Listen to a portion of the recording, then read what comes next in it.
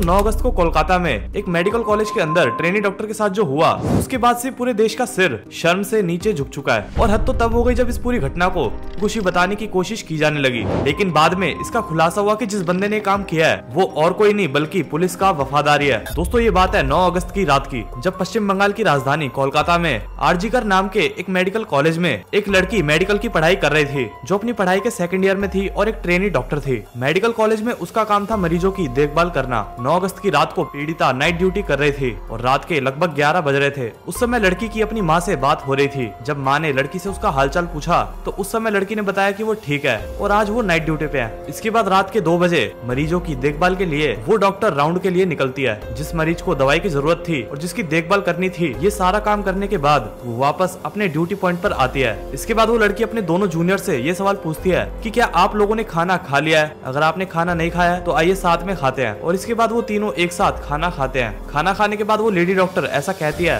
कि वो काफी ज्यादा थक चुकी है और इसके बाद वो एक लाइब्रेरी में चली जाती है, जो कि हॉस्पिटल के सेमिनार हॉल के काफी करीब है। उसी रात हॉस्पिटल में एक वॉलंटियर पुलिस की ड्यूटी थी, जिसका ये काम था कि हॉस्पिटल में कुछ भी गलत ना होने दे। लेकिन जब रक्षक ही भक्षक बन जाए तो उसका अंजाम क्या होगा ये आप समझ ही सकते हो, क्योंकि वही वॉलंटियर उस डॉक्टर को जानवरों की तरह मारता है, उस डॉक्टर के साथ घिनौना काम करता है और फिर उसकी जान ले लेता है। और फिर उसकी जान लेने के बाद वो वहाँ से भाग जाता है। इसके बाद जब सुबह 9 बजे उस मेडिकल कॉलेज के स्टूडेंट सेमिनार हॉल में पहुंचते हैं तो उस समय जो स्टूडेंट नजारा देखते हैं, वो नजारा देखने के बाद सबके सब हैरान रह जाते हैं। सबकी आंखें फटी की फटी रह जाती है, क्योंकि उन सभी के सामने उस सेमिनार हॉल में उस ट्रेनी डॉक्टर की डेड बॉडी आधी अवस्था में पड़ी हुई थी। जिसके बाद तुरंत ट्रेनी डॉक्टर के माता पिता को फोन लगाया जाता है और उन्हें फोन पे कहा जाता है कि आपकी बेटी काफी ज्यादा सीरियस है और आप तत्काल आ जाइए। इसके बाद जब उनके माता पिता हॉस्पिटल में पहुंचते हैं और उन्हें हकीकत पता चलती है तो बताया जाता है कि उनके माता पिता को प्रिंसिपल से मिलने तक नहीं दिया जाता। यहाँ तक कि अपनी बेटी बॉडी को दिखाने के लिए भी उन माता पिता को 3 घंटे तक इंतजार कराया गया। और अपनी बेटी की बॉडी देखने के बाद उन माता पिता पे क्या बीती होगी, इस बात का अंदाजा लगाना भी काफी ज्यादा मुश्किल है, क्योंकि उन अपराधियों ने लड़की के साथ जानवरों से भी ज्यादा बुरा सलूक किया था। उस लड़की की बॉडी के हर पार्ट पे चोट के निशान थे, उसके होठों तक को काट दिया गया था,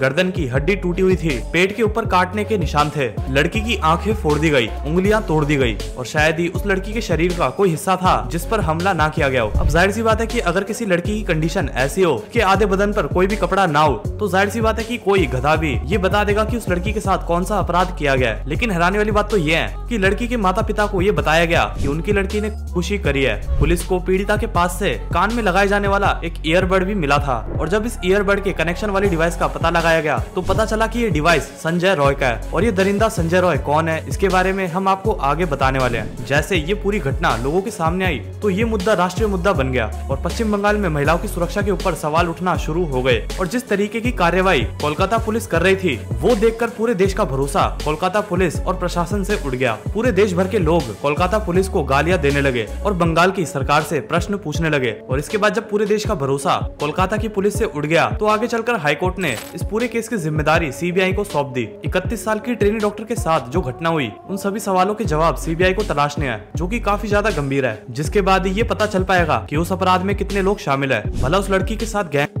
या किस साजिश के तहत किया गया। कहीं ऐसा तो नहीं कि उस ट्रेनी डॉक्टर को हॉस्पिटल में हो रही कुछ ऐसी गड़बड़ के कुछ राज पता हो और उन राज को छुपाने के लिए उसकी हत्या की गई हो, कहीं इसीलिए तो उस लड़की के साथ ये अपराध नहीं किया गया। दोस्तों सीबीआई को अपनी जांच में सबसे पहले तो ये साफ करना होगा कि महिला के साथ रेप हुआ था या फिर गैंग हुआ था। आपको बता दें कि जो पोस्टमार्टम आई है कि उस ट्रेनी डॉक्टर के प्राइवेट पार्ट में 151 ml सीमन मिला था। कई सारे एक्सपर्ट डॉक्टर्स का ऐसा कहना है कि 151 ml सीमन किसी एक आदमी का नहीं हो सकता। अगर पीड़िता के प्राइवेट पार्ट में 151 ml सीमन मिला है तो जरूर उस लड़की के साथ एक से ज्यादा लोगों ने दुष्कर्म किया होगा और इसीलिए ये पूरा मामला गैंग का है। इसी के साथ साथ पीड़िता की खबर सुनकर जब उनके माता पिता हॉस्पिटल पहुंचे तो ट्रेनी डॉक्टर का शव बेड पर पड़ा हुआ था। और हैरानी वाली बात तो ये थी कि उसका एक पैर बेड की तरफ और दूसरा पैर 90 डिग्री पर नग्न हालत पर पड़ा था। और ऐसा तभी हो सकता है जब दोनों पैरों को पकड़कर दोनों तरफ से खींचा जाए। यानी कि इसका मतलब है कि कई सारे लोगों ने इस अपराध को अंजाम दिया था। यानी कि इस बात से भी पता चल सकता है कि इस अपराध में कई सारे लोग शामिल थे। इसी के साथ साथ एक और सवाल यह है, रात के 2 बजे डिनर करने के बाद आखिरी बार उन्हें स्टाफ रूम में ऊपर जाते हुए देखा गया था।